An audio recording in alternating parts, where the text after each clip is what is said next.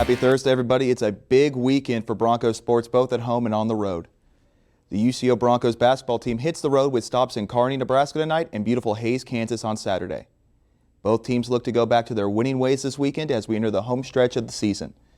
Game times are tonight at 5:30 p.m. and 7:30 p.m. in Kearney, and on Saturday at 2 p.m. and 4 p.m. in Hays. The UCO hockey team returns home tonight after trips to Nevada and Missouri the last 2 weeks. The Utah Utes come into town tonight at 7:30 p.m. and have two games against Grand Canyon University on Friday and Saturday, with Friday's game also at 7:45 and Saturday's game at 4:15 p.m. All three games are at the Arctic Edge Ice Arena in Edmond. The Broncos softball team makes their home debut for the 2024 season as part of the UCO/Oklahoma Christian Classic. The team is actually playing at Oklahoma Christian right now as we are on air. It's currently 3-1 in the fifth inning. They'll have a rematch with Oklahoma Baptist this Friday at 1:30 p.m. and play a doubleheader featuring in-state rivals Southern Nazarene on Saturday at 1:30 as well as Maryville University at 3:30 p.m. Meanwhile, the UCO baseball team will be right next door at Wendell Simmons Field with doubleheaders on Friday at 1 p.m. and 3:30 p.m.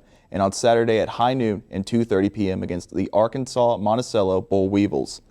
Lastly, don't forget to support your #1 ranked UCO Bronco wrestling team as they face Drury University for Senior Day Sunday at 2 p.m. at historic Hamilton Fieldhouse. The NBA trade deadline has passed and the Thunder have acquired a big name. The Hornets and Thunder have made a deal for former NBA All-Star Gordon Hayward to come to the 405 in exchange for Trey Mann, Davis Bertans, Vasilija Micic, and draft compensation. They also made a trade with the Dallas Mavericks for a 2028 pick swap, trading away one of the Thunder's many first-round draft picks in this year's upcoming draft. The Thunder travel down I-35 to take on that same Mavericks team Saturday at 2 p.m. before traveling back up to the Paycom Center to play the Sacramento Kings at 2 p.m. Both games are on Bally Sports Oklahoma. And finally, the big game is on the horizon as Super Bowl 58 is just a few short days away. You already know about the teams, the 49ers and the Chiefs, but you may not know what both teams need to do to win. Here are some keys to victory for the Niners and the Chiefs.